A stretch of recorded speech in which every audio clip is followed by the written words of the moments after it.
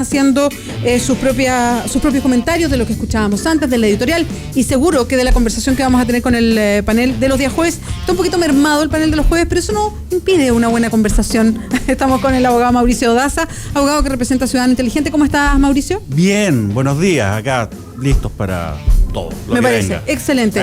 Chiquillos, yo no sé si está arriba la encuesta para presentarla. Me dicen que ya, va corriendo la... Sí, puse en jaque a la Javiera. Javiera es nuestra encargada de... Ah, muy bien, ahí Tomás se encargó. Es todo parte del equipo. La Javiera está encargada de todo lo audiovisual, todo lo que ustedes ven por streaming. Ahí la Javiera viene a arreglar las cámaras, en fin. Ahí está arriba la encuesta. Ya tiene 77 votos.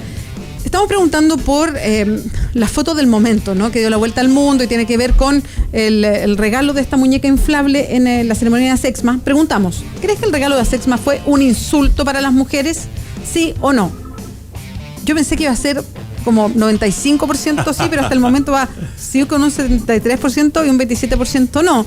Me gustaría saber las explicaciones. Me da la impresión que también hay algunos que creen que el tema, que hay una sobrereacción a ciertos temas de repente, o una sobrereacción de los medios a lo que dice Twitter. Bueno, en fin, creo que va a ser parte de la discusión que vamos a tener con el panel además. Mauricio, ¿cómo llegaste? ¿Cómo estás?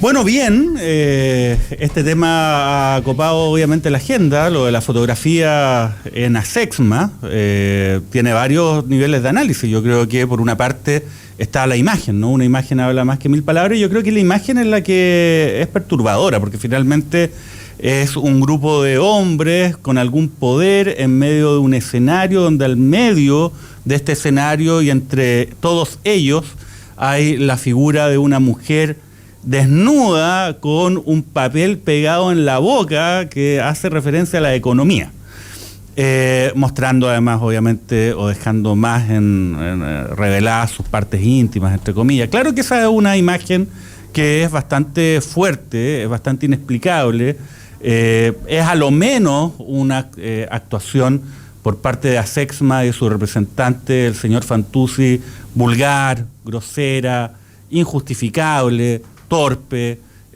Creo que tiene muchos calificativos posibles, ¿no?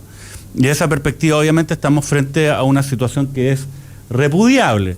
Ahora, claro, también hay que asignar las responsabilidades de este evento, porque finalmente quien organiza y quien lleva a las autoridades a un determinado escenario o espacio donde se genera una dinámica, ¿no? O sea, uno está en un escenario con invitados de un tercero y ese tercero viene de manera sorpresiva a entregar un regalo que es bastante, digamos, inesperado, por decirlo de alguna forma. Claro que genera una reacción, ¿no? de sorpresa.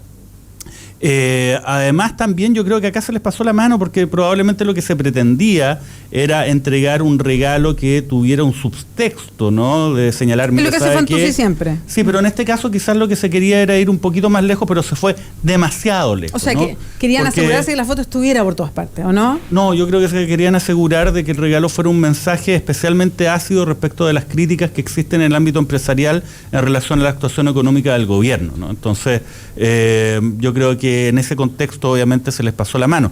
Otro elemento que es muy lamentable de todo esto es que hay una importante cantidad de personas que se enteraron que el ministro Céspedes existía a partir precisamente de este lamentable evento, ¿no? Es bastante lo que cierto, yo creo da eso. cuenta también de no solamente el rol bastante pobre que se le asigna históricamente al Ministerio de Economía, sino también la poca visibilidad que tiene ese ministerio, cosa que va en contra de lo que son las atribuciones y funciones que tiene, ¿no? Y eso también tiene que llamarnos la atención respecto a qué es lo que pasa ahí. Estamos también con Jorge Ramírez, parte del panel de los días jueves, Jorge Ramírez de Libertad de Desarrollo. ¿Cómo estás, Jorge? Hola, buenos días. Hace varios jueves que no nos veíamos. Lo que pasa es que un jueves tuvimos una jornada de planificación de 2017. Exacto, no estaba, después fue feriado. Exacto. Sí, así que lo extrañaba mucho. ¿Buena la jornada de planificación 2017? En hartos desafíos. El año 2017 un año muy entretenido en lo político. En la iglesia de Satanás todos, ¿no? se juntaron todos los apóstoles. Oye, a propósito, tengo hartas cosas que decir. Yo también, fíjate. Sí. Estamos hablando Pero pues, me dais 30 segundos porque quiero hacer un descargo. Porque el otro día felicito al mostrador por la nueva sección, muy interesante. De conversación, de justo antes de los paneles. pero el día lunes yo lo escuché muy motivado porque sabía que iban a comenzar y Mirko, de hecho lo hablé ahora con Mirko a la entrada, pero le dije que lo tenía que decir al aire en aras pero lo hablaste internamente, ¿sí? Pero me gusta eso, que también hay que haya en la cara. Él dijo cosas que son falsas respecto de libertad de desarrollo. ¿Qué cosa? Sí, me acuerdo que habló de libertad de desarrollo a propósito de la elección en la UDI. Sí, dijo que Jaime Belolio había sido parte de libertad de desarrollo, cuestión que no es así. Jaime Belolio nunca ha estado ni siquiera con el Consejo Directivo ni el Consejo de Políticas Públicas. Él trabajaba en la Fundación Jaime Guzmán, de hecho, que son cosas distintas. El que trabajó en libertad de desarrollo es Álvaro Belolio. Quizás se confundió por el tema de apellido y Álvaro no es de la UDI y Álvaro incluso ahora es Evópoli. Entonces no hay ninguna... Y lo otro que dijo que los días lunes en la Oficina de Libertad de Desarrollo se hacían desayunos con la bancada de los parlamentarios de la UDI, cuestión que es falsa. Yo invito a Mirko que ponga una cámara si quiere afuera de la Oficina de Libertad de Desarrollo en Valparaíso y vea y durante 3 meses y vea todos los lunes o martes, miércoles. El día lunes en la mañana no hay ningún parlamentario en el Congreso. Bueno, partiendo por eso. Bueno, estamos por ahí. Pero di la Macari. Entonces, me parece que cuando uno es editor de un medio tiene que ser un poquito más responsable respecto de lo que dice. Pero lo hablé con él, buenos términos, pero tenía que decirlo al aire. No, está bien que lo diga. Jorge, pero ustedes se dan cuenta de libertad de desarrollo y no es una mirada antojadiza. Y a mí me ha pasado, yo te he dicho varias veces, y tú me has parado el carro diciéndome, perdóname, yo no soy de la UDI. Para mí libertad de desarrollo y la UDI eran lo mismo. Claro, es que lo que pasa es que cuando tú tienes medios de comunicación que siempre tratan de simplificar la realidad y dicen, bueno, ya, pero no te pongas así, yo no estoy diciendo que nosotros simplifiquemos la realidad, sino que... Es que no es así, cuando por ejemplo... Pero lo sentimos tan cercano en el sentido que libertad de desarrollo sustenta a los parlamentarios de la UDI, sustenta en el tema de informes y que además la mirada ideológica es súper coincidente con la UDI. No todos los temas, muchas veces en libertad de desarrollo defendemos ideas que van más allá de lo que cualquier partido político en el fondo quiera defender conforme a la coyuntura, así como Libertad de Desarrollo en su momento, tú me podrías decir, podría haber estado vinculado al gobierno de Piñera, y Libertad de Desarrollo fue el primer crítico cuando Piñera hizo la reforma tributaria, y eso generó toda una batabola, no sé si se acuerdan, en el fondo cómo una institución desde la cual habían surgido ministros, como la Roulette y otros, atacaba al gobierno, pero en el fondo uno defiende ideas más allá que defender principios partidario o prácticas partidarias. Y respecto de que se vincula a la UDI, bueno, yo te podría decir que también tengo muchos compañeros que incluso han estado acá, Sergio Morales y otros asesores legislativos que trabajan con parlamentarios de RN, de Evópoli, por lo tanto, eso es... el libertad de desarrollo como think tank de la UDI, eso no es así. Sí, pero tú te das cuenta que eso está de alguna manera instalado. Sí, digamos, pero por eso es importante también. Por eso también es importante aclarar estos temas, porque cuando uno en este nuevo concepto que está tan de moda, que es la posverdad, no sé si lo han escuchado, de que cuando se dicen mentiras después quedan instaladas y en el fondo cuando tú no las aclaras, tú alimentas propiamente lo que tú te quieres creer. Entonces, tú lo alimentas buscando esa información. En honor a la transparencia, yo invito a Mirko que se informe de mejor manera, sobre todo cuando no está en un micrófono tan importante como el de Combinación Clave. Pero volviendo a los temas, estaban hablando de lo de la muñeca, ¿no? Estamos hablando de la muñeca y yo quiero agregar después otra cosa más. Sí. Bueno, lo de la muñeca me parece un gesto de extrema desubicación, ordinario, chabacano. ¿Qué más? Yo creo que no. En el fondo hay consenso respecto a aquello. Es una visión, digamos, muy anticuada respecto de la valoración que se tiene del sexo femenino, la mujer como un instrumento, como un objeto. Entonces yo estoy en total desacuerdo respecto de lo que pasó, pero yo también estoy de acuerdo con lo que tú planteaste en la editorial que venía escuchando con mucha atención. Me parece que tiene mal, tengo que reconocerlo. Me parece que hay una se exacerban ciertas cosas en esta lógica algo morbosa de los medios de comunicación, de hacer eco de lo que muchas veces la élite o cómo reacciona la élite. Sabemos que la élite es muy sensible de piel respecto a muchas cosas. Yo con esto no quiero bajarle el perfil a lo que pasó. Me parece, como dije anteriormente, que es una situación, digamos, condenable. Pero me parece que se tome la agenda pública y política durante todo un día, que la presidenta Bachelet saca a cargo el tema, que algunos piden la renuncia de un ministro de Estado por la reacción que tuvo Céspedes.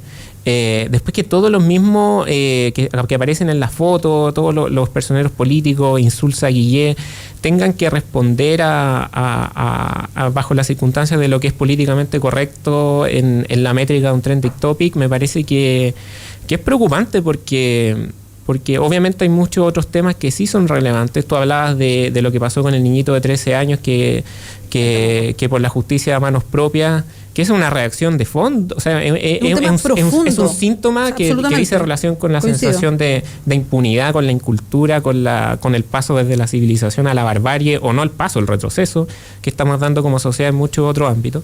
Y por lo tanto que este sea como el gran tema de la agenda política y pública, me parece que es ponerla de algún modo la aguja de la brújula en el lugar equivocado, porque esto también es un síntoma de una enfermedad que es mucho más grave que el machismo. Y me parece que por las reacciones coyunturales que podamos tener respecto de este punto, no vamos a sacar nada si es que, claro, como ya no está en los trending topics de Twitter, si la próxima semana todos los que condenaron en Twitter el episodio de la muñeca inflable siguen tratando mal a sus mujeres o no contribuyen en las labores del hogar en la casa, o siguen, digamos, cosificando a la mujer en términos sexuales, me parece que no tiene ninguna consistencia. Muchas veces, muchas de los planteamientos que se digamos, divulgan en las redes sociales. Y están pasando cosas muy importantes en Chile, como para que solo hablemos de esto. Por ejemplo, no es menor. Sí, yo estoy de acuerdo parcialmente con el tema. Hay que recordar de que esto finalmente fue un acto público donde existían representantes del empresariado, habían dos candidatos presidenciales, había un ministro de Estado. Entonces yo creo que igual es necesario establecer un límite, porque, insisto, más allá que yo comparto tu animadversión respecto a un discurso artificial de lo políticamente correcto, donde mucha gente se sube llevando esta controversia a extremos que son a veces inverosímiles. Ayer yo discutía por un chat con alguien que decía, oye, pero esto incentiva la violencia en contra de la mujer, de esto pueden terminar homicidios. No es para tanto, por lo menos respecto del efecto de este evento, ¿no? Quizás lo que está subyacente a lo que ocurrió ahí, sí. Pero yo creo que es importante establecer ese límite. Mira, tan relevante, tan impresentable, que incluso medios ingleses, The Guardian, tomó esta noticia y la colocó, ¿no? Y es importante que cuando las autoridades se manifiestan de esta forma, con un acto de esta naturaleza, haya una reacción clara. Ahora estoy de acuerdo, ya este evento pasó, no podríamos estar en la agenda todo el fin de semana con este asunto. Estoy absolutamente de acuerdo con ello y me parece bien además las reacciones, que uno podrá calificar de sinceras o no sinceras, tardías o oportunas, que las personas involucradas en este evento tuvieron finalmente respecto a lo que ahí pasó. Así que yo diría que está bien la reacción, pero también estoy de acuerdo. Hay otros temas que hay que analizar y que esto no puede eclipsar la agenda por más de 24 horas. Pero, y quiero ponérselo a ustedes en debate también, tomando este tema, porque me interesa mucho. Me quedé pegada con el tema de Temuco. Tengo que reconocer esa cuestión. A lo mejor es incorrecto que para mi pega me quede como pegada en un tema, pero siento que lo de Temuco está mostrando tantas cosas de lo que somos y no lo estamos discutiendo así que me espanta, que estoy como espantada con el cuento. Yo pensé que después de lo de Temuco iba a ser como paren las prensas. Sí, esto se toma todas las primeras planas, esta es la gran discusión del día. No pasó, viene a ser una nota policial como cualquier otra cuando no es una nota policial como cualquier otra. Dicho esto, quiero plantearle a ustedes, porque yo trabajo en un medio de comunicación, soy periodista, ustedes no son periodistas, entonces pueden tener una mirada distinta, pero me quedo con una idea y que es muy nefasta y que tiene que ver con las noticias que se ponen de moda. Ojo, no estoy diciendo que las noticias tengan su evolución, porque la tienen, y evidentemente de repente ponemos el foco en una cosa y después el foco se va a otro y eso es normal. Así funciona porque así es la vida. Y cada noticia tiene su vaivén, digamos. Eso es lógico y tiene que ver con el impacto del momento, tiene que ver con cuándo fue el hecho, la reacción. Eso quiero separarlo de lo que estoy diciendo. No es eso. Estoy hablando de la moda, estoy hablando de cuando una nota se toma, las redes, y nos inclinamos a esa nota.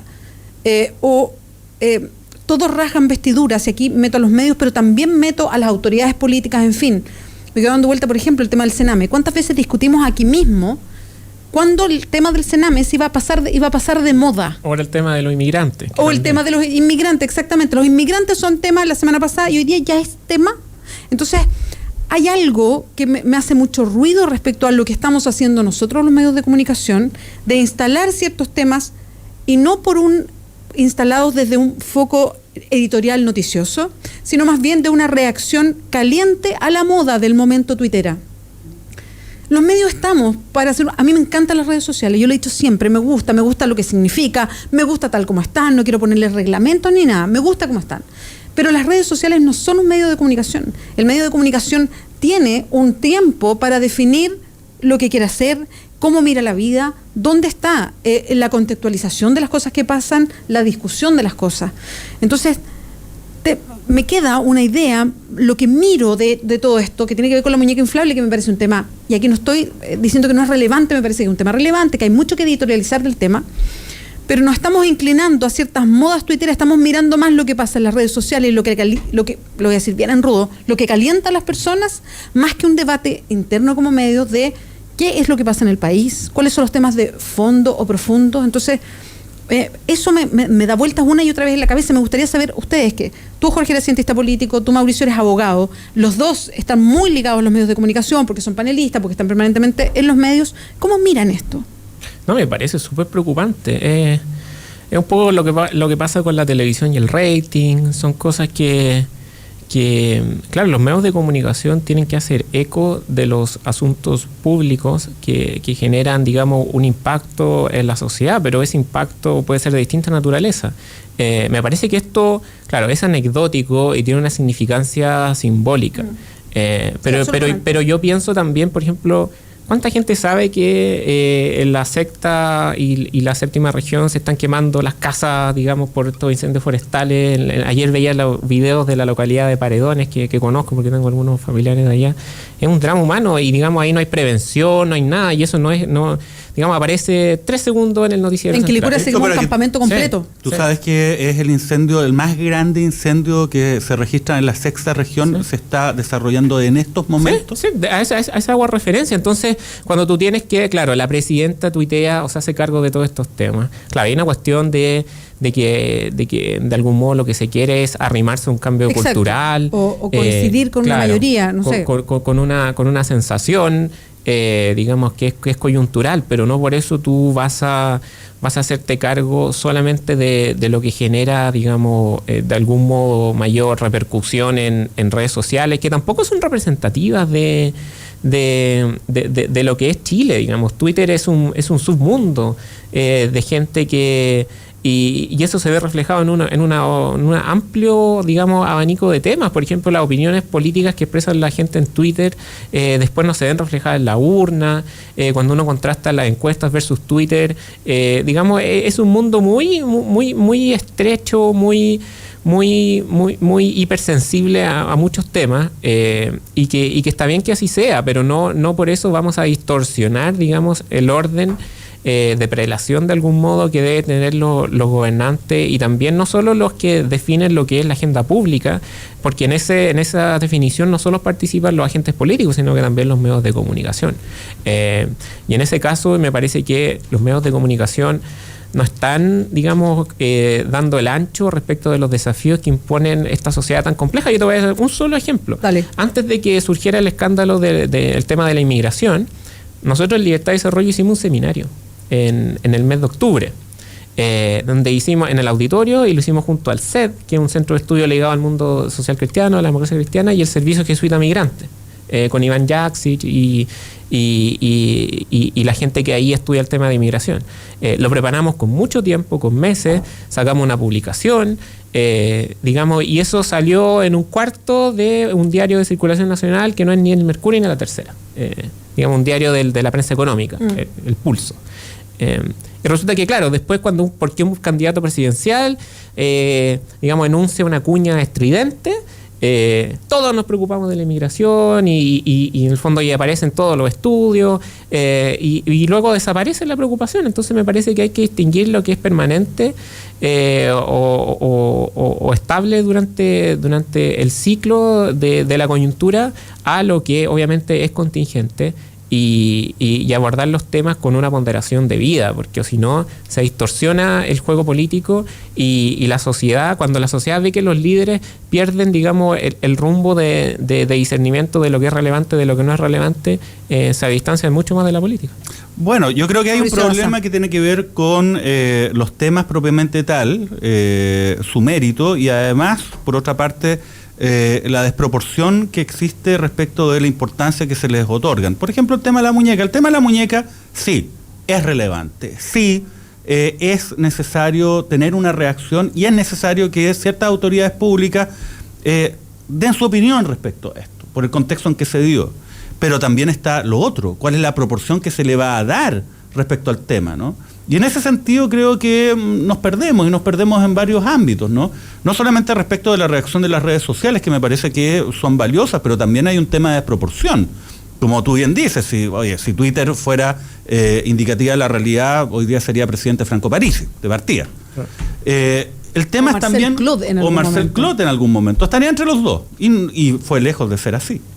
El tema, digamos, por otro lado, tiene que ver con cuál es la labor de los medios. Sí, claro. Y obviamente respecto a la labor de los medios, hay que señalar de que acá, bueno, hay varios problemas. Uno que se vincula con cuál es el fondo editorial de cada uno de estos medios, que cada cual tiene el derecho de establecerlo de la manera que mejor se le antoje, en un contexto de libertad de expresión.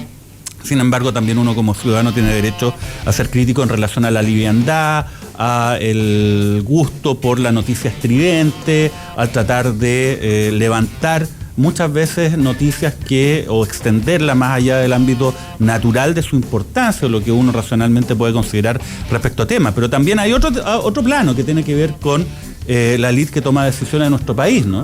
Que muchas veces está atrapada por reaccionar al escándalo de turno, el proyecto de ley para aumentar la pena del delito específico, que fue el escándalo porque ocurrió algo, ¿no? Y así se va generando entonces un círculo vicioso donde finalmente no existe un liderazgo que sea consistente, profundo, que trate de buscar soluciones que vayan más allá del titular de la semana que corresponde, y eso también es responsabilidad de nuestras autoridades.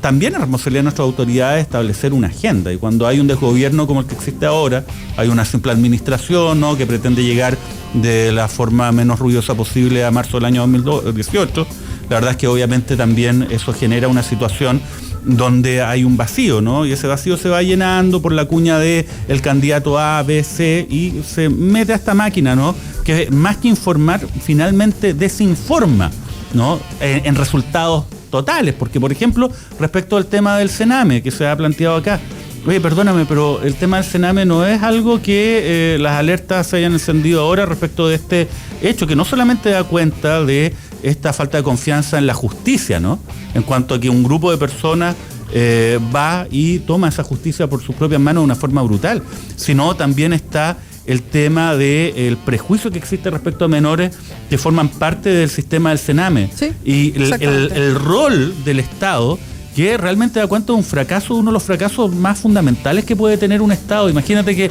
el Estado que recibe a niños que no tienen otra vía para poder ser amparados o protegidos, finalmente terminan muertos.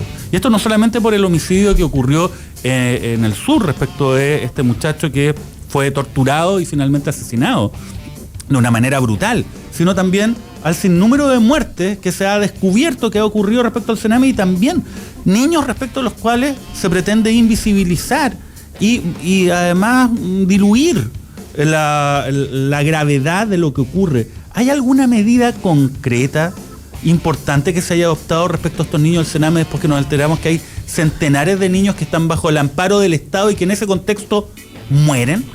Ninguna medida, cero. Entonces eso también es un escándalo, pero bueno, estamos insensibilizados respecto a ese tema, y creo que también ahí hay un tema político, o sea, la agenda también la colocan los actores políticos, ¿no?, y no solamente es responsabilidad de los medios. Y una última reflexión respecto al tema de las redes sociales. Uno valoraría, y de hecho lo valora, pero una magnitud muy, muy acotada, porque digamos es una minoría dentro de este caudal de tuiteos y opiniones que están en las redes sociales. Por ejemplo, la actitud que se toma respecto a este episodio, me parece que lo positivo es la pedagogía y la corrección. Es decir, por ejemplo, bueno, Fantuzzi se equivocó, no hay que tratar a las mujeres como objeto sexual, y punto. Que eso es corrección, es pedagogía, es educar a las futuras generaciones respecto de, digamos, hechos que se cometieron de manera equivocada. Pero eso es distinto del ánimo de linchamiento y venganza que existe en las redes sociales y que me parece que contamina mucho el clima social. Porque es distinto decir el señor Fantuzzi se equivocó, no lo volvamos a hacer, a decir, oye, hay que linchar a Fantuzzi es un estúpido, hay que quemarlo en la plaza pública, tiene que renunciar a todo, tiene que irse del país, un poco más que hay que aplicar ostracismo. Me parece que esa hiperreacción, Twitter es como el mundo del hipérbole, donde en el fondo todo se exagera, todo pierde, digamos, muchas veces los matices y los matices hacen que la sociedad sea rica, digamos. Lo que pasa es que, pero Twitter es eso. O sea, a mí lo que me complica es la validez que le damos a Twitter los políticos, nosotros los medios de comunicación, los analistas, la gente que hace columna. Es que si Twitter no fuera así, yo creo que el flujo, si Twitter no tuviera esta práctica como del troleo constante, el flujo que se genera entre cómo una red social nutre de insumos a los tomadores de decisiones, yo creo que sería más virtuoso. Sí, pero eso tiene que sería no tan residual. Me parece que Twitter se transforma como en un gran residuo, un residuo de bronca, de hipocresía. Muchas veces también, digamos, hay campañas nobles y muy notables que se hacen por redes sociales, pero me parece que en el grueso me parece que está muy contaminada de digamos, de elementos negativos. Hay que tener un nivel de discernimiento respecto de las cosas y eso no depende necesariamente de quienes se expresan libremente en Twitter. O sea, uno tiene que tener la capacidad de poder ver cuáles son aquellos antecedentes, pedazos de información que se colocan en esta red social que son relevantes y cuáles son simplemente expresiones de furia, ¿no? Y uno tiene que lidiar con eso, si tampoco hay que criticar a este medio. Yo creo que finalmente Twitter y todas las redes sociales han generado un efecto positivo, sobre todo en países como el nuestro, donde el manejo de la información estaba concentrado en medios que a su vez pertenecen a grupos económicos que concentran el poder en una economía pequeña, en un país que finalmente gestiona el poder en grupos pequeños de personas. Y me parece que eso ha abierto una zanja importante. Muchas de las informaciones, muchas de las noticias que se han conocido y que han sido relevantes en los últimos años se han generado a partir de las redes sociales. Y si no existieran, la verdad que esto no se habría conocido en muchos ámbitos. Entonces, yo creo que más que criticar a Twitter o las personas que participan ahí, hay que criticar a las personas que toman esto sin el debido discernimiento para los efectos de poder dar fe de todas y cada una de las cosas que se señalen en Twitter. En definitiva, Ramírez, no porque te troleen en Twitter eres una mala persona, nosotros te queremos, no te hagas problemas. Son las 10:03, vamos a hacer una pausa aquí en Combinación Clave. Seguimos conversando después con Jorge Ramírez de Libertad de Desarrollo y con el abogado Mauricio Daza. No te separes de la 92.9. Ya regresamos con más opinión y debate en Combinación Clave. Quédate en la clave. La clave 92.9. Hora clave. 10 de la mañana, 4 minutos. 929. Radio La Clave. Si tú eres de las que se preocupa de dar lo mejor a tu familia, la que da su receta por Facebook, la que da sin esperar nada a cambio, la que da ideas para el fin de semana, la que da consejos por WhatsApp, la que da orden y malcría, la que da permiso, la que da su hombro, la que da amor, entonces dale Manantial a tu familia, porque darles agua purificada les hace bien. Manantial no contiene cloro, es libre de sodio y es 100% pura. En Manantial despachamos gratis toda la pureza y frescura que merece tu familia. Contáctanos al 600-427-2200 o solicítalo en manantial.com. Manantial es vida. Ven al evento Wellness Mujer Navidad desde el 14 al 18 de diciembre, con más de 100 actividades para la mujer empoderada de hoy. Charlas, talleres, sustentabilidad, expositores y food trucks, tendencias, moda, biocosmética, ropa, bienestar y mucho más. Te esperamos en Alameda 333, esquina Lastarria, del 14 al 18 de diciembre de 11 a 21 horas. Entrada liberada. Invita Radio La Clave.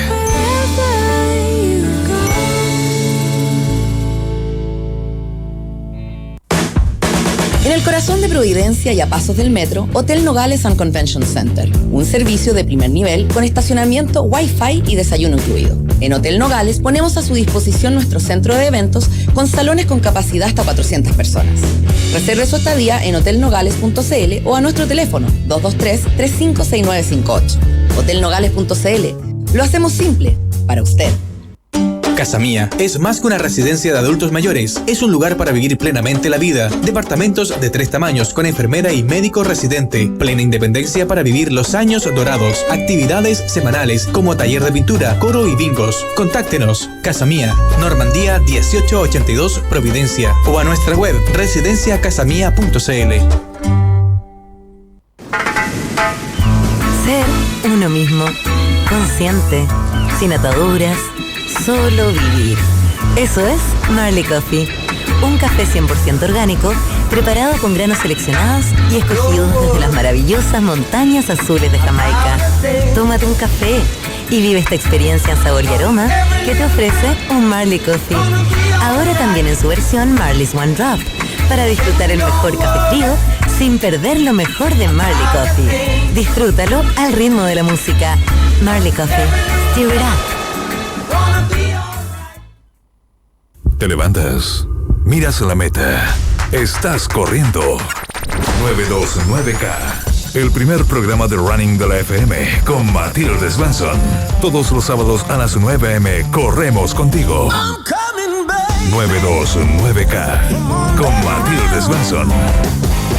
92.9 radiolaclave.cl. Beatriz Sánchez y sus panelistas continúan desmenuzando la contingencia. Estás en Combinación Clave 92.9.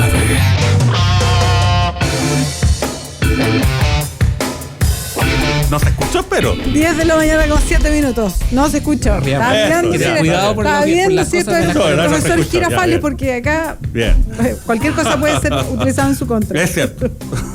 Sí, que estábamos hablando de las fotos esta que da vuelta con todos riéndose arriba del escenario y la posibilidad de reacción para el ministro de Economía, pero tú si efectivamente reaccionas en el momento puedes decir, incluso recibir o decir. Ahora también hay gente, quizás hay gente que se ríe nerviosa. Hay una risa nerviosa muchas veces y esa captura de la foto, que es un microsegundo, probablemente a muchos no hubiese tocado. Yo creo que también hay que ser un poco empático, o sea, no lo encuentro. No creo que haya que quemar a Guillet, digamos, en la plaza pública porque... O Insulza, que también está claro, ahí pero tuvo metido, un asomo de sonrisa, quizás estaba incómodo y fue como atinó. Ahora, yo escuchaba en la mañana, o leía, digamos, en la prensa, al animador del evento, que era el Cote Evans, y decía que todo el mundo se rió. O sea, las 400 personas que estaban en Casa Piedra se rieron, mujeres incluidas, lo cual habla de que esto... es una reflexión que es correcta, que me parece que surge de las redes sociales, pero que adquiere un matiz distinto después, donde se cruzan múltiples intereses y después ya se distorsiona, porque yo creo que también acá hay consideraciones políticas. Utilización política de ese claro, los dardos que se le da, cierto, digamos, que se pida renuncia a un ministro por esto, me parece que es desproporcionado y que de algún modo se haga la lectura de sobreinterpretar la visión ideológico-programática que tiene un candidato presidencial respecto de la mujer en relación a la captura de un microsegundo que de algún modo refleja la reacción que, reitero, puede haber sido de incomodidad o de sorpresa respecto de este episodio. Me parece que también es bastante proporcionado. Ya que estábamos hablando de los presidenciables, lo tocamos hace un ratito con Federico Llonón y con Mirko Macari del Mostrador, y tiene que ver con cómo se está perfilando hoy día la guerra presidencial, lo voy a poner así, por declaraciones cruzadas de ayer. Y yo creo que vamos a estar todo el rato mirando que a los más competitivos se les va a estar sacando todo lo que se pueda sacar y poner sobre la mesa. En este caso, Alejandro Guillet, aparte de lo de la Fundación de la Minera Escondida, que fue la semana pasada, esta semana en un reportaje del Clinic, en una nota, salía que él le prestó servicios a Enrique Correa. Hoy día prestarle servicio a Enrique Correa es como el salvavidas de plomo que le pueden tirar a cualquiera, ¿no? Por lo que significa Enrique Correa en todo el contexto de lo que hemos estado hablando de las platas, de las boletas falsas, en fin. Entonces, frente a esto, lo que dice Alejandro Guillet, y aquí lo interpretaba la gente del Mostrador como que descendió al barro, es decir, ¿saben qué? Este es un ataque que viene de la nueva mayoría, específicamente de la gente Lago, porque no dice de Ricardo Lago, de la gente que trabaja con Lago, y yo nunca había visto algo así en mis 30 años aquí como en el sector público, digamos. Bueno, Guillermo conoce bien a Enrique Correa, así que sabe cómo opera. A mí me parece que es notable la hipótesis de que esto venga del ámbito de Lagos, que creo que es una hipótesis muy razonable. Ya, yo te iba a preguntar si muy era atendible lo que decía o no. Sí, porque finalmente todos estos ataques se están generando, este tipo de ataques se están generando básicamente en un contexto en el cual lo que se pretende es de alguna manera asentar la imagen de Guillier como un gallo poco transparente, como una persona que no es capaz de poder gobernar al país, que no está a la altura del cargo, ninguneándolo y además diciendo, mire, ¿sabe qué? Este capital que tiene, ¿no? De ser considerado por la gente como alguien cercano, como alguien que no forma parte de la clase política tradicional, como alguien en ese sentido más transparente, es falsa, ¿no? Y todo esto además se ejecuta habitualmente por los mismos medios, pues en este caso en el The Clinic, que ha tenido como una trayectoria de publicar artículos en contra de Guillier, lo que es legítimo en la medida que además su editor uno de sus dueños, que es Patricio Fernández, ha escrito editoriales a favor del Lago y se manifiesta y opera a favor del Lago.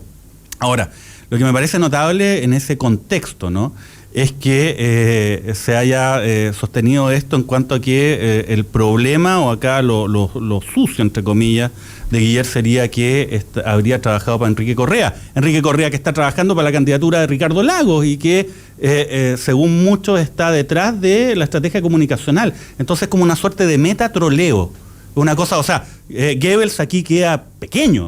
O sea, lo que se sostiene es que finalmente la gente de Enrique Correa habría utilizado la mala imagen del propio Enrique Correa para atacar a Guillier. O sea, yo me aplaudo a Enrique Correa, se ha superado vez tras vez, me parece fantástico. Ahora, habiendo dicho eso, cualquier persona que pretenda llegar a la presidencia de la República debe estar sometida a un escrutinio respecto de cuáles son, y debe serlo en una democracia en forma. Y por lo tanto, esa perspectiva, me parece bien que él indique de dónde viene el ataque, porque también le da un contexto, pero también es necesario hacer referencia al fondo de lo que se dice. Eso es válido para los cuestionamientos que se hace a Ricardo Lagos, que muchas veces no quiere contestar acerca de cuál fue su labor o las medidas que adoptó en su gobierno.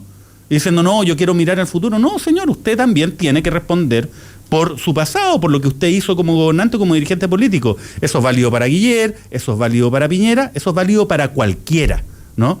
Y de esa perspectiva, obviamente, me parece que el debate va a seguir en ese ámbito. Por una parte, Lagos está tratando de bajar a sus oponentes, está tratando de levantar su candidatura, presionando para los efectos que exista un escenario que le permita, a mi juicio, con la menor participación posible, el poder ser ungido como el precandidato presidencial de los sectores progresistas de la nueva mayoría, ¿no? Y ahí está este gallito entre el PPD que está absolutamente alineado con la candidatura de Ricardo Lagos, y el Partido Socialista, el cual se ve que no está en esa misma postura, ¿no? Y esto se va a profundizar, en la derecha también. Acuérdense que en la derecha también existe este candidato que es visto como relativamente peligroso por el establishment de derecha, ¿no?, que es Manuel José Osandón, a quien probablemente también se le va a empezar a cuestionar. Pero, insisto, aquí nadie se puede quejar, y venga de donde vengan estas críticas, hay que hacer referencia también al fondo de las mismas.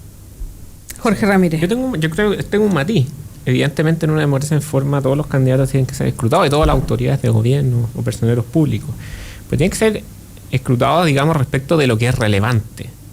Y me parece que cuando naturalizamos esta, que es como una suerte de sociedad, como de política del espectáculo, después no nos quejemos si es que el nivel de la política cae. O sea, ¿qué tiene de sorprendente o de negativo que un periodista, digamos, como una función paralela, más allá de lo que hace no sé, leyendo noticias o conduciendo un programa de opinión, preste una asesoría, haga un coaching comunicacional a alguien, digamos? ¿Qué tiene de malo? No encuentro que no tiene nada de malo. Aunque ese periodista después distinto si lo entrevista.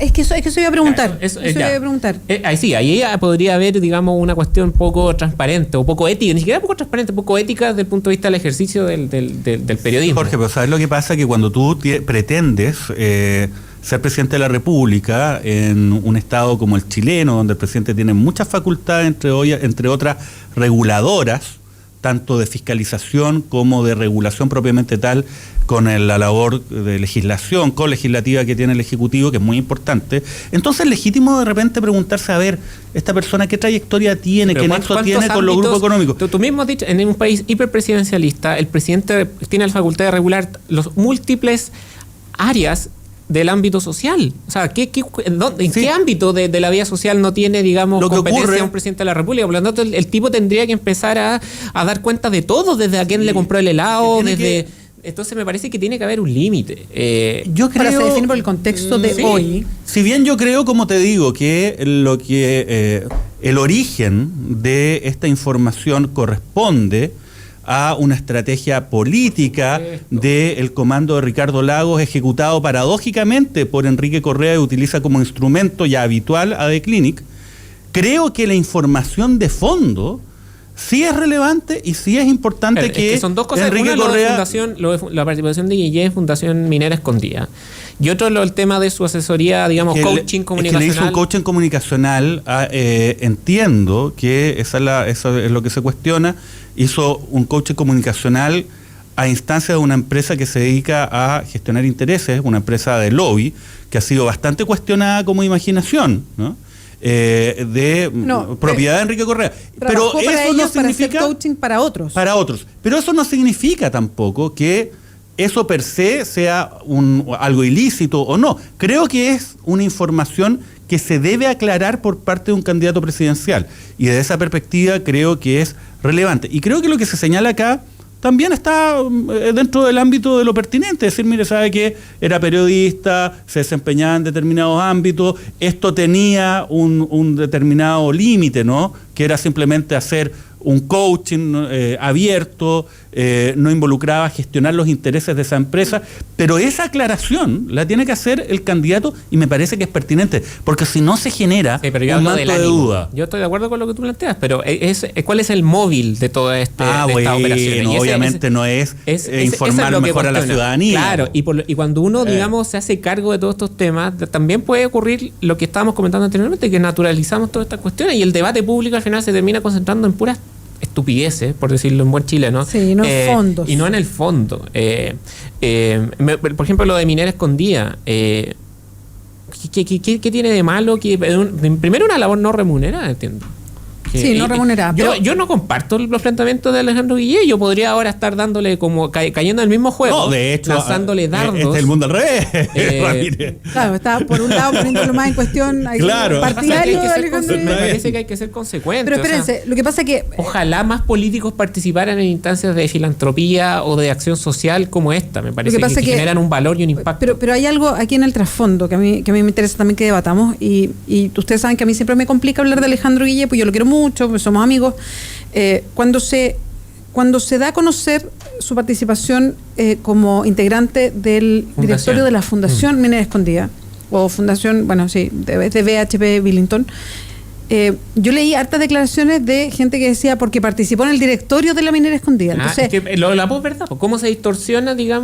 Porque se perdieron, y yo creo que algunos lo hicieron a propósito y otros lo hicieron porque efectivamente se confundieron en cuál era una cosa y la otra. La post mentira, hay que decirlo. Es que el tema es también la forma. Cuando tú pones Alejandro Guillén perteneció a la fundación y al mismo tiempo era parte de la Comisión de Minería, yo creo que Alejandro Guillén tiene que aclarar todo eso. Me parece bien que se puede, pero se instala de una manera como diciendo, miren, tenía relación con la minera y es miembro de la comisión. Lo mismo pasa ahora con lo de Enrique Correa. Cuando yo vi el titular del Clinic, yo dije, oye, trabajaba con Enrique Correa quizás cuánto tiempo. ¿Me entiendes? Sí, pero uno después lee el artículo. Y es bastante menor de lo que uno creía. Bueno, pero eso es lo que ha hecho ese medio respecto de Alejandro Guillén durante todo este tiempo, y da cuenta que hay una campaña. Lo que hacen otros respecto a otros candidatos. Sí, claro. Y el que hacen, y no solamente eso. Oye, eso va a ocurrir también con Osandón, eso ténganlo claro. Pero el tema que yo les planteo es el siguiente. Yo creo que finalmente es importante dejar en claro que estos temas deben ser esclarecidos por parte de los candidatos. Sí. ¿Por qué? Porque ahí donde se trata de mostrar algo ilícito quizás no lo haya. Por ejemplo, en el tema de la Fundación Escondida. Se decía, Guillén no lo informó. Claro, pero es que lo que pasa es que también hay que señalarse que tenía la obligación de informar, porque lo que se informa son los intereses que una autoridad pública tiene al momento de asumir. Y en ese contexto, obviamente, cuando Guiller asume como senador, había renunciado. Entonces, pero también es importante que la gente sepa finalmente quiénes son los candidatos, con quiénes ha tratado, cuáles han sido sus ámbitos de interés. Y eso creo que es legítimo, más allá de que esto se haga, en este caso, claramente a partir de el intento de una campaña, paradójicamente además del mismo sector político, de desprestigiarlo, porque es evidente lo que está haciendo Lagos, tratar de bajar a Guiller y tratar de imponerse como candidato con la menor participación posible del sector del progresismo, entre comillas. Sí, a mí me gustaría que se interpelara a Alejandro Guillén un poco más por lo que plantea, cuáles son su posicionamiento programático. Yo el otro día vi una entrevista que hizo en un noticiero central que es más visto, ¿no? Digamos, tenía con muy buen rating, creo que estuvo como 20 puntos. Sí, y digamos, un tercio de la entrevista fue, digamos, aclarar todo esto, su participación en todos estos episodios, y se le preguntó poco y nada respecto de cuál es su posicionamiento en temas como educación, AFP, salud, qué es lo que es lo que le cambia la vida a la gente, digamos. Yo estoy de acuerdo, pero ¿sabes lo que pasa, Jorge? Que también esto tiene un contexto, y a eso voy con también el tipo de titular y la noticia que se persigue. Y yo creo que ese contexto no va a estar ajeno en todo este tiempo que queda de campaña, y que el contexto es la desconfianza que existe. Entonces hoy día las preguntas van a estar orientadas, es como Ricardo Lagos. A Ricardo Lagos alguien lo entrevista y es muy difícil hablar de lo que él busca hacer y no cobrarle la cuenta de lo que hizo. Y se va a repetir una y otra vez. Y a cada uno, lo mismo con Piñera. Si Sebastián Piñera vuelve a ser candidato presidencial, se le va a estar preguntando por el tema de los negocios permanentemente. Y yo no creo que esté malo. Yo entiendo lo que dices, porque en el fondo, a mí por lo menos particularmente me gustaría saber, me gusta el tema del programa, cómo se plantean para lo que sigue, cómo se plantean respecto a reformas que están cortadas o que no funcionan, en fin. Pero es muy difícil que escapemos al contexto. El contexto de hoy día habla sobre esta sospecha permanente que hay de toda la gente que está instalada y que puede tomar cargos de poder. Y va a estar, muchas de las preguntas... Esa premisa es delicada para una democracia, porque puede no tener fin. Yo insisto, yo considero que los políticos chinos no son todos ladrones. Por el contrario, yo creo que la gran mayoría de los políticos son tipos pro, que es una labor súper sacrificada, y esto es ser contramayoritario, y seguramente me están reventando en Twitter, pero... No creas, algunos dicen, uy, que está empático Jorge Ramírez, lo acabo de leer. Los políticos... Volviste relajado, Ramírez. Sí, me hizo bien. Yo entiendo lo que tú dices, yo pienso lo mismo, no todos son... Yo creo que tener cuidado con las premisas que no son todos ladrones. Y también desde el punto de vista periodista, bueno, tú lo sabes mejor que yo, pero no siempre una entrevista incisiva es sinónimo de una buena entrevista. Digamos, hay muchos entrevistadores que les gusta hacer ellos la noticia más que la propia noticia. Sería muy bueno no solamente transparentar la situación de los candidatos, sino también transparentemos la situación de los medios, ¿no? Y son funcionales a quién. Ese también es un ámbito donde hay una caja negra. ¿Dónde están estas agencias de comunicaciones a las cuales uno se acerca, le paga una millonada de plata para levantar una determinada idea, ¿no? Y se contactan entrevistas, de repente aparece una entrevista un día domingo, ¿no? Que uno claramente dice, oye, ¿cuánto pagaron por esto? Pues claro, y las entrevistas, ¿y cuál es el nivel de asertividad? En ese ámbito no hay ningún tipo de asomo, de análisis, de colocar una luz respecto a ese punto, y aquí, bueno, quizás lo que dice Guiller en ese ámbito sea valioso, ¿no? Porque aquí claramente existen campañas comunicacionales, no solamente de la candidatura a Lagos, sino de muchas otras candidaturas. ¿Cómo se ejecutan? ¿Cómo los medios interactúan con estas agencias? ¿No? Que, insisto, oye, y para que la gente de repente no sabe, ¿no? Que existen estas personas que dicen, mire, ¿sabe qué?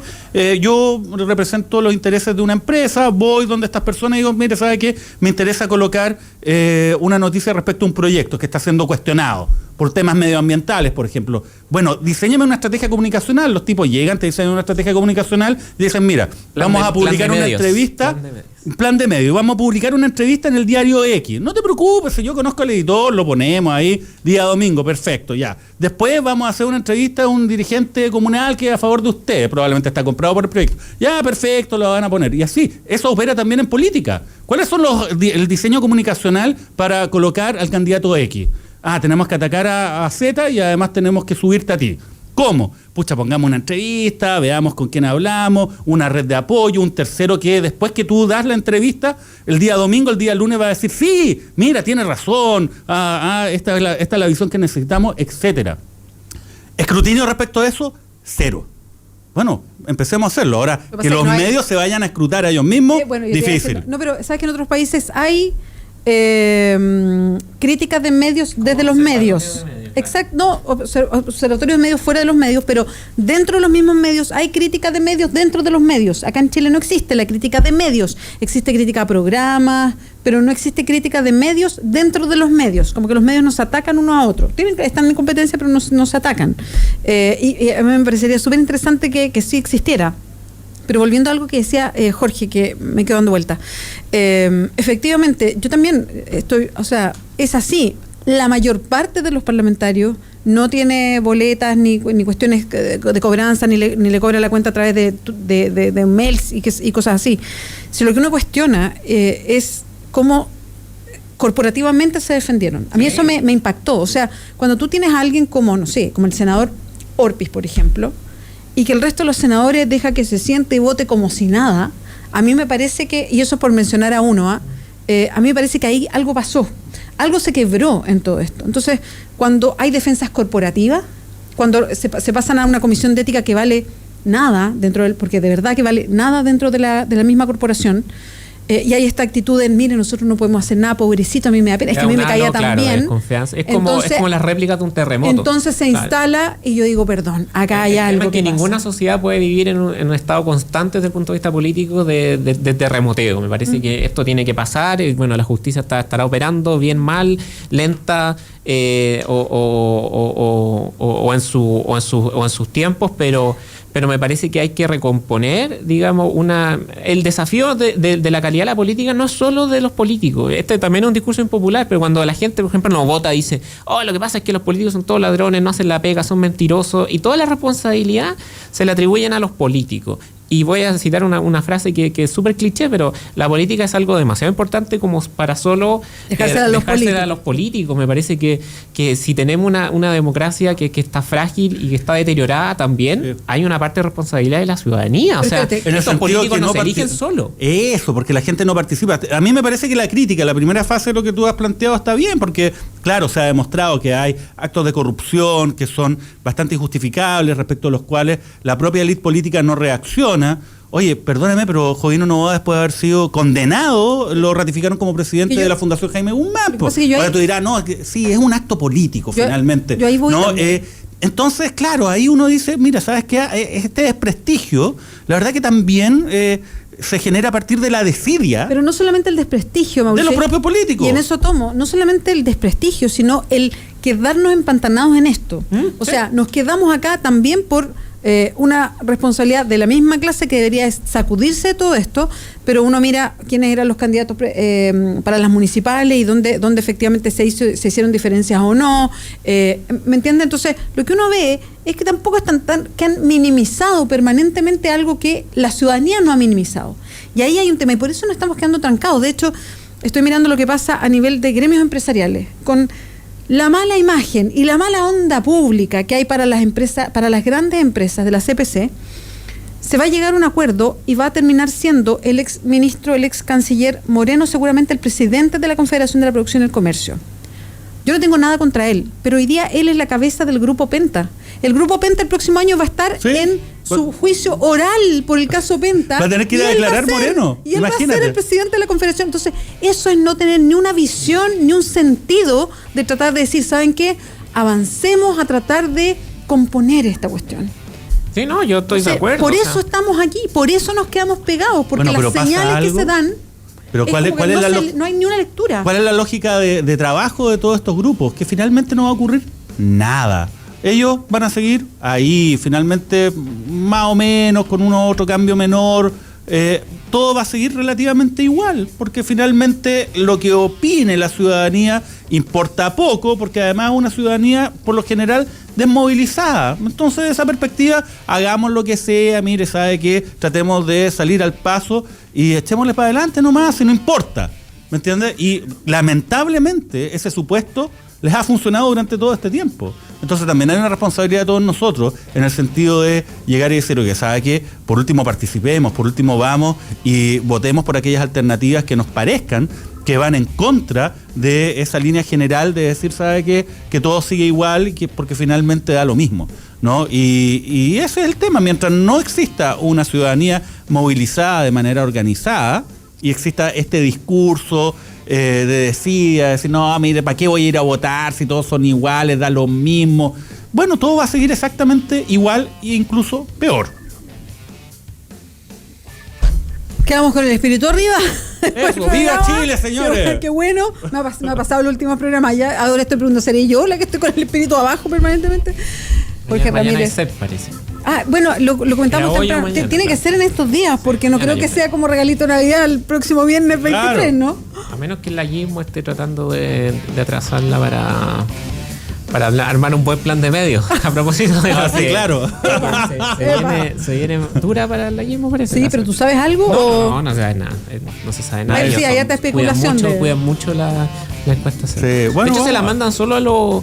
yo sé que se la mandan al presidente, se la mandan como con media hora de anticipación, y entiendo que también a los comandos presidenciales se las mandan con bueno, vamos a ver, porque también las encuestas son bien relativas, y aquí hay, claro, entonces también hay que ver qué es lo que ocurre. Pero lamentablemente o afortunadamente, más allá que sea veraz o no, la encuesta CEP es un hecho político ya instalado en la lógica de la dinámica del poder en nuestro país. Entonces, lo que diga la CEP, sea verdadero o no, genera un impacto, genera una reacción. Oye, vamos a ver qué es lo que pasa. Antes que se vayan, solo para mirar cómo va la enquesta, estábamos preguntando en @radio la clave y yo pensé, vamos a preguntar esto, a ver si es obvia la respuesta. Miren, 99, no es tan obvia. Claro. Pensé exactamente eso. Estaban preguntando, ¿crees que el regalo de Sexma fue un insulto a las mujeres? Han llegado 150 votos, las alternativas son sí o no. Y va un 65% dice que sí fue un insulto y un 35% dice que no. Interesante el resultado de la encuesta. Jorge Ramírez, Mauricio Daza, muchas gracias por acompañarnos. Muchas gracias a ustedes. Que les vaya muy bien. Nos volvemos a encontrar el próximo jueves, que vamos a estar en la previa navideña. A lo mejor vamos a tener una mirada más, con un espíritu distinto. Les iba a pedir a Fantuzzi que me aconsejara qué regalo traerles, pero la verdad es que me quedé pobre Roberto Fantuzzi, atrás, que lo vamos a tener ahí mañana donde se sienta Jorge Ramírez, se sienta él. Así que, cuidado, Ramírez. Voy a pegar el espíritu. Bueno, hacemos una pausa de aquí en Combinación Clave y ya volvemos. Twitter, Facebook, WhatsApp. Es importante